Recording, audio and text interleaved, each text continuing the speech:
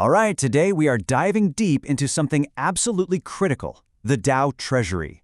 But I want you to forget what you think you know. We're not talking about a simple digital wallet here. We're talking about a modern war chest, a financial fortress that's being built to last, maybe even for generations. So let's get right into the blueprint. This quote really just hits the nail on the head. Capital is the lifeblood of revolution, but mismanaged capital is a slow-acting poison. And that's exactly what we're talking about today. This isn't just some dry conversation about accounting. For a DAO, the Treasury is everything. It's the fuel, it's the lifeblood. Get it right, and you survive. Get it wrong, and it's a slow, painful death for the entire project. So, think about how this whole idea has really grown up. It started out as, basically a digital piggy bank, a simple place to stash some funds for a project. But now, it's completely transformed into something far more serious. We're talking about a sophisticated war chest. This thing is designed for everything: offense, defense, and just sheer survival no matter what the market throws at it. And the absolute bedrock of all of this? It's the multi-signature wallet, or Multisig. Now think about your regular bank account. One password, one person, one single point of failure. A Multisig completely flips that on its head. It needs multiple people, say 4 out of 7 key holders, to all agree and sign off before a single dollar can move. It's why the source calls it a social contract rendered in code. It's trust, but built with tech. Okay, so that sounds great, right? Super secure. But as an organization gets bigger, this system starts to show its cracks. Can you imagine having to track down 5 of your busiest leaders just to approve a $10 expense? It's a total logjam. That's what we call the Multisig Bottleneck. And there's a darker side too. If everyone knows who the signers are, they become targets for real-world threats and coercion, which puts the entire treasury in jeopardy. So naturally, the Multisig had to get smarter. It had to evolve. And here's how they're doing it. First, a tiered architecture. You have the super high security main vault, and it funds smaller, more agile teams, operational pods for day-to-day stuff. No more bottleneck. Second, mandatory time locks. Any big transaction has, say, a 48-hour delay before it goes through.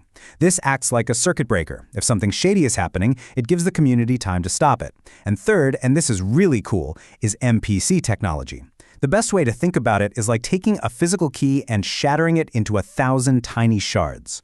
No single shard can open the lock, but if you bring enough of them together, it works.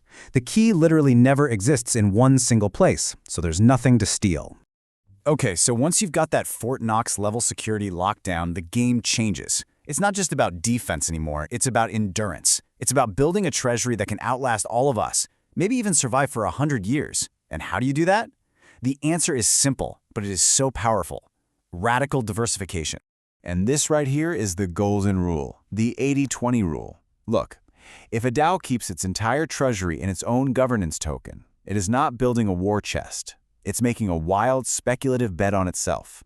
It's one bad market downturn away from zero. So the modern standard is crystal clear. No more than 20% in your own token. The other 80%? That becomes the diversified fortress we're talking about. So let's peek inside that fortress. What's it made of? Well, it's built in layers. Layer 1 is your stablecoin base. You've got different kinds, regulated, decentralized, yield-bearing, all to spread out the risk. No single point of failure. Layer 2 is your blue chips. Think of Bitcoin as your digital gold and Ethereum as your digital oil. These are for long-term growth. And then there's the secret sauce. Layer 3, algorithmic rebalancing. This is a system that automatically takes profits when prices are high and buys more when they're low. It takes all the emotion out of the equation and just systematically locks in those gains. Having a fortress is fantastic, but a pile of gold just sitting there isn't doing anything for you. Idle capital is wasted capital, right? So the next big step in this evolution is putting that war chest to work. It's about making your money make more money, safely and effectively. And there are a few main ways DAOs are doing this. On the low-risk side, you have things like liquid staking, where you're basically using your assets to help secure a network and you get paid network fees for it. A little further up the risk curve, you have protocol-owned liquidity. Here, the DAO actually provides the assets for trading and gets to keep all the trading fees. And then you've got the more advanced stuff, like delta-neutral strategies. Now, these are just cleverly structured trades designed to earn fees from the market itself without actually betting on whether a price will go up or down. But see, there's a catch with all those strategies. They're all still inside the crypto bubble. They all live and die by the crypto markets. So to build a true 100-year fortress, you have to take the final crucial step. The source calls it the great de-risking, and it's all about building a bridge to the real world. And don't think for a second that this is some small, niche idea. We are talking about a massive trend here. The projections are just staggering. Within the next couple of years, we're expecting to see over $20 billion worth of tokenized real-world assets, or RWAs, living on the blockchain. This is a huge shift. So why does this matter so much? Well, here's the core idea. Crypto assets, for all their potential, are super volatile. And when one goes down, they often all go down together. They're correlated. But think about a US Treasury bill or a piece of real estate. Do they care what the price of Bitcoin is today? Not at all. That's the magic of RWAs. They provide stable returns that are completely uncorrelated to the crypto markets. They are the perfect anchor in a storm. So how does a DAO actually tap into this traditional financial world? Well, they have a whole new set of tools. They're using things like tokenized UST bills, which are becoming the go-to safe asset. They're getting into on-chain private credit, a fancy way of saying they're lending money to real-world businesses for a nice yield.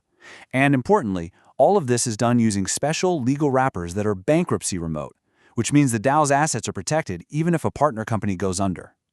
Okay, so let's put it all together now. You've got the security, you've got the diversification, you've got the real-world yield. This brings us to the final stage of this whole evolution. It's where you combine all of that with automation to create something totally new, a hyper-efficient, radically transparent organization. I mean, just look at how something as simple as payroll is changing. We all know the 20th century model. You get a paycheck once a month. Now we're seeing real-time money streams, where contributors get paid literally by the second for their work. But the future is even crazier: performance-gated streams. Imagine your pay is automatically streamed to you, but if you don't hit your project milestones, the stream just pauses automatically. It's like having an autonomous HR department.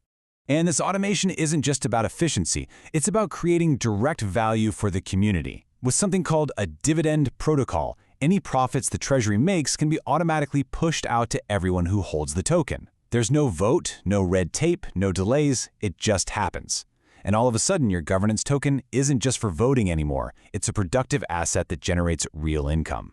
What makes all of this possible is a new level of what you could call radical transparency. It's built on a concept called triple entry accounting. So for centuries, we've had debits and credits. Now there's a third part, a permanent, public, verifiable entry on the blockchain for every single transaction. You can't change it, you can't hide it. The blockchain itself becomes the ultimate source of financial truth. Of course, to operate in the real world, you have to play by the rules. And that requires a modern compliance stack. We're talking about things like live public dashboards that prove you have the funds you say you have 24/7. We're talking about AI-powered auditors that are constantly scanning for anything suspicious.